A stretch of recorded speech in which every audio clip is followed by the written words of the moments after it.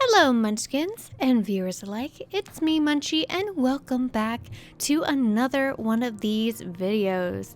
Instead of setting up an enclosure, we're going to be deep cleaning this enclosure today and then setting it up. So you get to listen to the soft sounds of my voice while you visually watch me take this cage apart and then put it back together. Now, what I'm doing right now is taking everything out. There'll be some things that will not be going back in, while others are going to be lightly cleaned and then placed back inside. Usually, what happens at the rescue is when I do deep cleans, sometimes I will have a bin where once it becomes full, then I go to clean it all at once. That way, I'm not really dividing too much of my time trying to clean all the time. But it might actually be a good idea, that way things don't start piling up. So, because I have so many animals at the rescue, I can do it one of either way. But typically I like just making it so that I can do everything at once, so I don't have to do it right that second. Now, you are probably wondering, who's that handsome little fella coming out of his enclosure? That is Carlos Deville. And I haven't really talked about him much at the rescue, but for just a little background information, he is an ethically bred hamster from Hubba Hubba Hamstery here in Portland, Oregon.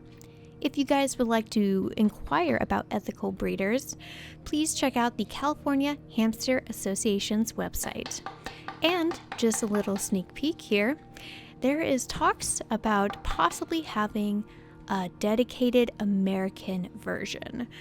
So a lot of our information we tend to source from California Hamster Association, but I guess you could say the name is kind of deceiving because people think, oh, it's just in California. But we are in talks with people who want to make an American association. So it would just kind of be like a dedicated hamster hub, pretty much, with all of the people that have been associated with California Hamster Association and other associations around the world, like Ontario Hamster Club. It's really cool that the hamster community is so tight-knit, especially with ethical breeders and people sharing their knowledge and love of hamsters. So just kind of watch out for that in the future. I don't personally know too much about it, although I do know of a few people who I've talked to who have been mentioning this for a couple years now. So it's really cool that I was asked to be a part of this if we do get the project going. So look out for that. Anyways, so I've taken everything out, and there might actually be some hides, well, not hides, but chew toys left inside the enclosure. So I will take them out and I will place them back in if they're not chewed up that much. Carlos really isn't a chewer, and it may take, depending on your type of hamster and their personality, a lot longer for them to chew up something. Or if they're really desperate, they will chew something up. But Carlos does like his wooden chews, and so that's what I typically give him. I've tried in the past to give Carlos different textures and such, and I noticed that hamsters don't really like straw chew toys or chew toy sticks that are in a bundle. I thought with the texture and the size of some of these sticks that they would actually be very happy to just chew them up and to destroy them. But sometimes hamsters, they're very picky about the type of things they chew. I like the puzzle chew toy the most because I actually like watching little hamsters take out the little pieces. And I've had some very clever hamsters do that, whereas other hamsters, they don't really see to take out the little pieces. I forgot what the chew toy is called. It's like a little nibbler knot or something like that. And I've actually seen hamsters just start chewing it up out of frustration. But I've actually seen some pretty intelligent hamsters take it all apart, and then I go to check on them and it's all in shambles on the floor. So you know you have a smart hamster if your nibbler knot is completely taken apart because it's a puzzle chew toy. But anyways, so we're at the part of me pretty much scooping out as much as I can I'm terribly sorry. It's just I don't know how to film this correctly because the room is very small. And unfortunately, there's just not enough room to prop up the tripod and to get a good angle on this particular cage that's on a stand. It's actually really high up. And for those of you who have watched me making the video of this cage, this is the Niteangel Bigger World Large cage. So it actually takes up a lot of room. I can personally fit inside of here. I bet you I could actually have somebody else fit inside of here with me, but you guys saw me fit inside of here, so it's actually quite big and very tall. Honestly, I will tell you guys right now, I don't think I would like to use this anymore. And the reason for that is because my main focus is the pet room, which is mainly for the rescue. And this has just been a very hard enclosure to place, to clean, to open up, to function. It's so nice looking on the stand, but it's really meant for personal owners or people who are only expected to have like maybe a hamster or two, or they have the placement for this type of setup. Unfortunately, in my living situation, because I dedicate my time to rescuing so many animals, we had a max of 43 animals in the rescue. And at that time, I had a few foster home volunteers kind of be on standby. And so the majority of those animals, I think it was 39 animals, were in this room. At one point in, I think it was July or August is when I last remembered counting. But there's just way too many animals, unfortunately, that like if I want to save and if there's going to be like litter intakes in the future, which is actually becoming increasingly more popular as the years go on due to misinformation and pet stores really not giving two about telling beginner owners that, hey, you really should only have one hamster, but they sell you two for some reason, or they just give you incorrect information. It's been really brutal on the rescue. So an enclosure as big as this one is actually taking up about 2 cage lengths worth of space on this stand. And the crazy part is I could actually stack, if I put Preview 528 cages here, I could actually stack one more on top of the Preview cage. And that means I could have even more space. So technically, this enclosure right here is taking up 4 Preview cages worth of space for the rescue. I could stack on 3 on top. However, because it's already on a stand, I do not want to do that. The stand's already pretty high as is. So on this particular stand that has storage underneath, we only stack at least 2 on top of each other when appropriate. And we do have some 50-gallon Sterilite bin cages that can stack on top of each other due to side ventilation. However, I am really trying to phase out the bin cages at the rescue. They're really great when it comes to emergencies. However, it's a very big pain in the arse to try to move them around. They're great when it comes to stacking and storing, but they really are a pain to try to store because we have shelving units. So the only place I can really put them is in an open top shelving unit, where unfortunately, because I'm so short and I have back problems and medical issues that I'm still trying to solve and figure out, it's actually been very difficult for such a shorty like myself. So I'll go ahead and tell you guys how tall I am. I am 5'2". Yeah. I've been told before that I am 5'3", but a lot of the doctors say I'm like 5'2 3/4". So I'm just sticking with 5'2". I know a lot of people are like, wow, you look much taller in your videos, but I think that has a lot to do with my camera lens, more than likely, and the way I film. If I were to probably have a different camera lens, maybe even a wide camera lens, maybe then you guys could see how freaking small I am. So there's some new information for you guys out there. Woo! You know Munchie's height now. I'm only gonna get shorter as I age. Anyways, I hope you guys are enjoying the video so far. I am just kind of continuously recording this while I watch myself put bedding and compacted inside the trash can there. Now, on that note, we're not going to be throwing out all this bedding.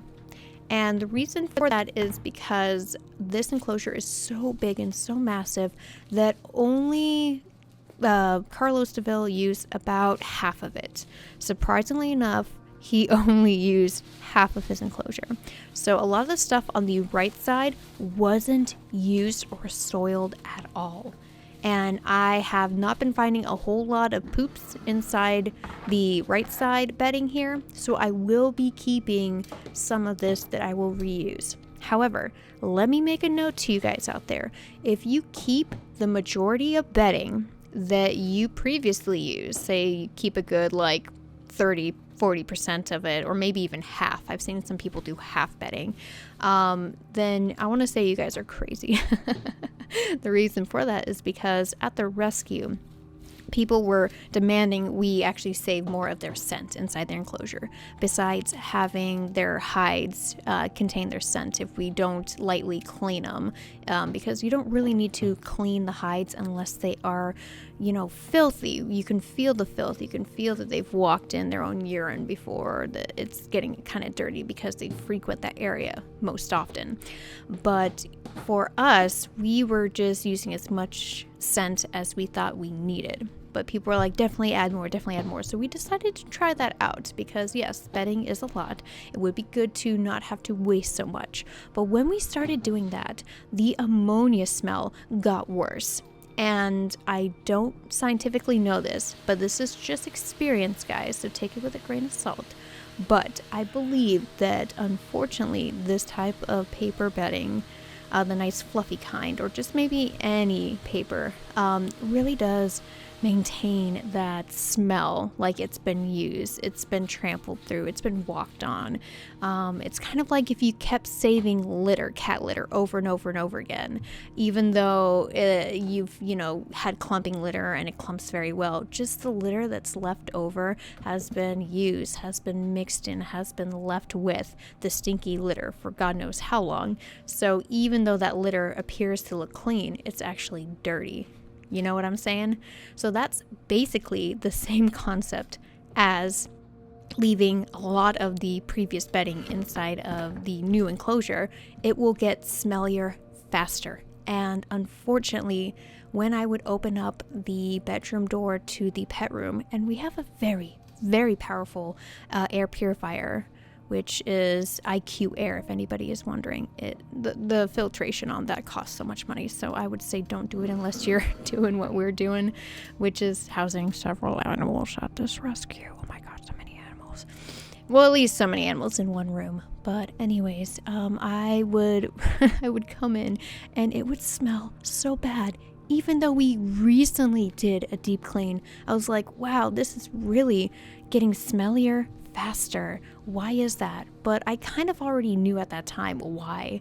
And so it is with our choice that we will use a couple scoops of bedding from a clean area, but we won't just use all of it. And another reason why it's a good idea not to keep all of the old bedding is if your hamster has medical needs, or if you want to prevent them from getting ill. Now, if you smell of that ammonia and you're still doing spot cleans and deep cleans, spot cleans weekly, deep cleans monthly, or spot clean when you really need to because maybe the hamster has medical issues going to the bathroom more, or maybe it's because it's a guy and for whatever reason guys just like to tinkle so much more than females. It could possibly be due to their tubes being a lot shorter. If they're anything like cat body parts, I was told a long time ago that male cats will go more often because they have a shorter tube than females, and that's how they get UTIs versus female cats, which can't get UTIs.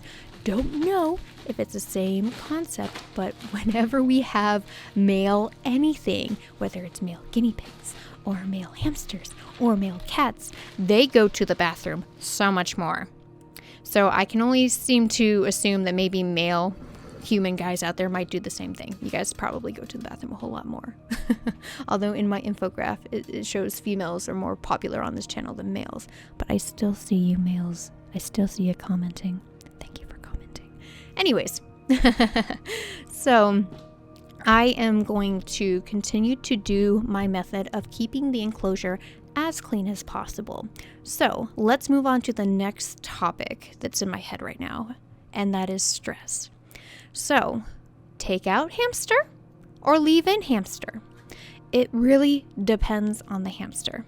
Now, I've seen debates happen because of this topic about, no, you're supposed to leave them in. It doesn't stress them out so much. No, you're supposed to take them out. It doesn't stress them out so much. It really depends on the hamster. But I have seen a lot of hamsters that would freak out if I left them in. And I've seen a lot of hamsters freak out when I would take them out. However, when you take out a hamster, you can easily deep clean the enclosure much quicker versus leaving them in and having to work around them. And unfortunately, you are at that point removing the scent from the enclosure. You're trying to get into the nooks and crannies to make sure everything is disinfected and everything's appropriate and clean. So at this point, you can say either way, it's an okay idea to take them out, or it's an okay idea of leaving them in. But for me personally, I've seen hamsters getting stressed while leaving them inside. Whereas Carlos, if I were to have left Carlos inside of here, he would still have a relaxed body language to me, and he would be pretty okay just walking around and just to be avoiding my hand or maybe even coming up to my hand. He would be a hamster that I could have left inside of here, but due to what I was doing, what I was filming, and I just wanted to get this done and over with as soon as possible, which is actually taking me a lot longer due to the angle of this enclosure, then unfortunately I just wanted to take him out, leave him inside of his holding container to then be placed back inside. So really guys, it is up to you whether or not you would like to leave your hamster inside while you clean or take him out. If it's a smaller enclosure and it's an easy to access enclosure, I can typically leave them in, but technically I like to take them out because I could do a much faster job. There's no right or wrong answer to this. So please guys, don't be blasting people for doing it one way or the other. Really, hamsters are just stress-prone creatures anyways. You already knew that when taking on the responsibility, at least for veteran hamster owners, pretty much, that have learned that hamsters are stress-prone. So you gotta do it quick, or you can leave them in and stress them out too. It's just you are taking care of a very stress-prone animal. Anyways, back on this topic of now we're filling up the enclosure. I just put the old bedding back inside while also filling it up with other paper bedding. I just want to get it kind of mixed in here just because that brown paper bedding we no longer use. The company was over bleaching some of their bleached white paper bedding, and I had 4 bags donated to the rescue over the summer of last year, and unfortunately the chemical smell was so overwhelming when I went to open the bags that I started wheezing heavily even through my mask, which I'm not using in this video because I forgot to put it on. I was thinking about that halfway through and I'm like, oh shoot, okay, well, I'm almost done, it doesn't matter. But usually, because I'm so sensitive, I'm very, very sensitive to allergens, that unfortunately, that bedding I was talking about, it was just so overpowering and chemical smelling. And you could probably notice too, when you have white bedding versus natural paper brown bedding, there is a smell, there's a difference. And I really do like the smell of the natural paper bedding. However, I have seen that it gets flat a lot quicker than bleached paper bedding. But I'm actually kind of in this debate area where at a time I didn't like Carefresh bedding so much, but then I started to really like it, but it's more dense. And unfortunately, it doesn't fluff up as much as KT Clean and Cozy. And KT Clean and Cozy, or like All Living Things paper bedding, that stuff is very lightweight and fluffy, but it compacts down so much quicker. And I've had a little bit of a, I wouldn't say a debate on this channel, but just people assuming and speculating that we don't have enough bedding inside of there when they don't understand the material of which is being used. paper bedding will compact when you press down on it. So after a hamster walks on it for a long period of time, moving around either underneath it or on top of it, it will start to make a shape. It will start to compact down. So when we put in, say for instance, 5 inches of bedding, it goes and compacts down to about 3 inches. So that's why you see a lot of the times on the packaging that it says it's actually this big when it expands, but it's this big when it compacts. So just keep that in mind, everybody, that the bedding that we typically use is roughly around 3 to 5 inches worth, and it really all depends at the rescue. Yes, it is appropriate to have more than 5 inches inside of there, and bigger is definitely better, more is definitely better. If you can do it, definitely go for it, but please be understanding that at the rescue we have resources. We must split up between different hamsters and different animals, especially gerbils. Gerbils require more bedding than hamsters. But why, you may be asking? Well, gerbils are more active in the wild versus hamsters. Hamsters are typically crepuscular or nocturnal, and they will only come out to the surface during those hours. But for gerbils, they have a tunnel system and colony that's at least 5 feet underground, and they spend a lot of their time out during the day moving their nests around, making new tunnel systems, changing things up. And for gerbil owners that are listening to this, you could probably agree that your gerbil will change its chambers around every couple of days. So hey, everything's on the left side. Well, hey, look, everything's on the right side now. And if you particularly move things around, say for instance, like they buried their water bottle again, then if you move the water bottle or clear an area around the water bottle, the next time it's either buried again or they might have piled things up in another area. While I'm not saying it isn't appropriate to give your hamster more, typically speaking, between the two different species and their needs, gerbils technically need more. So hopefully that clears up a little bit of confusion for those of you who were very confused by past comments I've made where stating gerbils actually need more when compared to hamsters, which typically hamsters live about 2 feet underground. But like I said before, give them more and watch them work through their enclosure and see if they enjoy the added bedding you give them. Just like I mentioned before, Carlos actually just used half of this enclosure. So actually right around where you see the split between the aspen shavings and the paper bedding is about where he stops when it comes to tunneling. He actually just uses his tunnel system on the left side. However, in this type of setup, we're changing things up a bit, so I'm hoping he uses the right side more, because that left side is going to be where his wheel is. And we're actually going to be giving him a much bigger wheel here soon. We had him in the Niteangel 10-inch wheel. So we're going to give him the 11-inch senior rodent wheel. Reason for this is because he's a big boy. He definitely does need something a lot bigger, and the 10-inch was just not going to cut it for him. But Carlos has been growing, and right now he should be at his ideal weight, because I got him last year and he was born last year, so he should be almost a year old. I have to go look at his paperwork again to see exactly how old he is, but we will be celebrating a birthday upcoming here soon. Now, let's talk about what I'm setting up currently inside the enclosure. We got 2 bending bridges. We got all of his past chew toys back inside of there. There are some chew toys that don't look like they were chewed up, but I am still going to place them inside just in case he decides he just wants to go and chew on them. Just because I gave him plenty of options, he may not have preferred one over the other at that time. But just like scientists have documented and discovered, Syrian hamsters, aka golden hamsters, have been documented to have moods. So, just like with people, we can change our personal preference anytime we choose.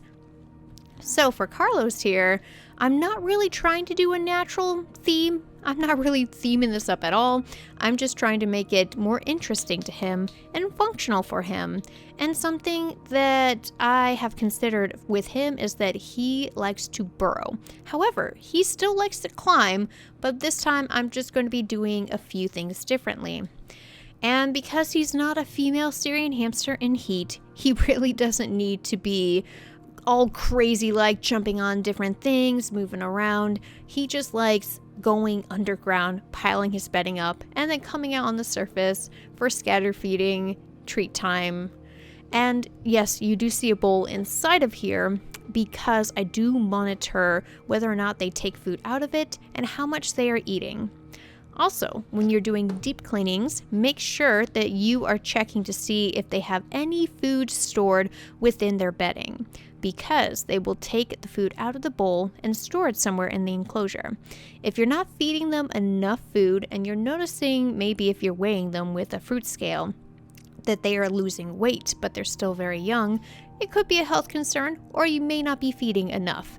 So this is actually a great way during deep cleans to see if they are overstoring their food, because that could definitely go to waste and they could pee around it and poop around it. And unfortunately, it could get very moldy and it could get very damaging to their lungs if they are constantly around that and you're just not aware.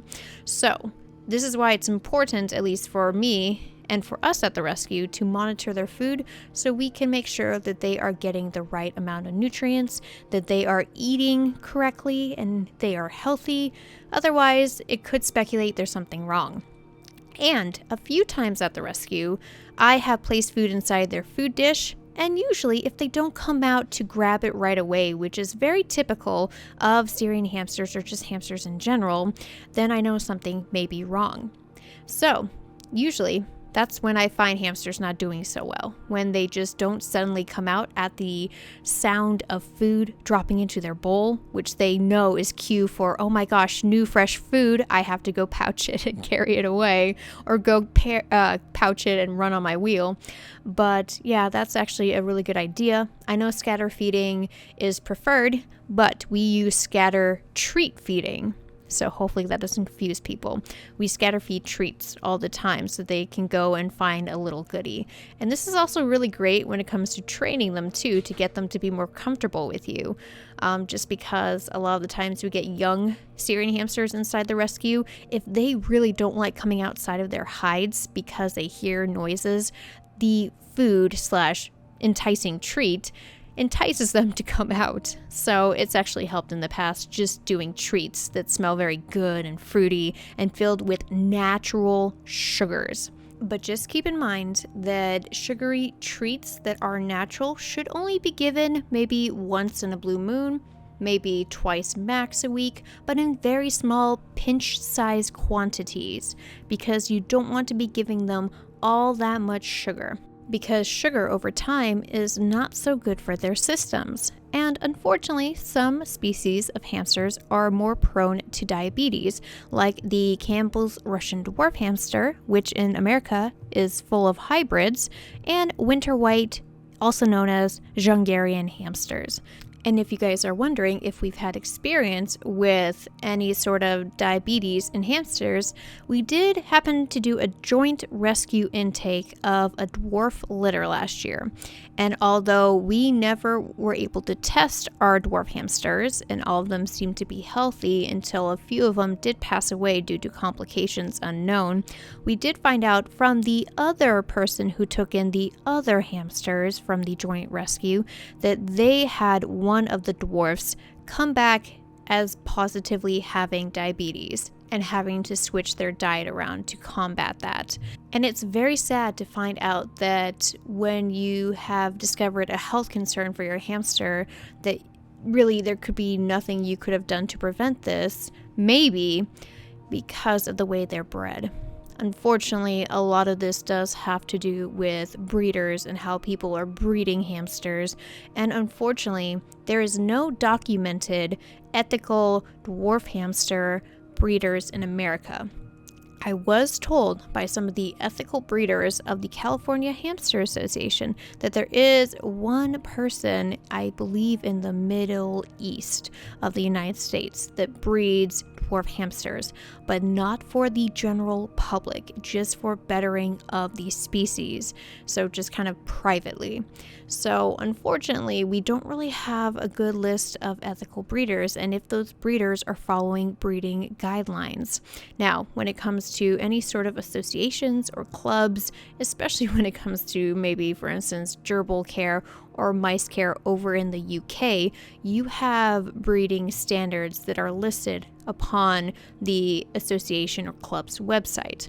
Here in America, it's kind of hard to find those. I would say we are very slow when it comes to trying to find better ways for these guys to be bred here in America versus other places.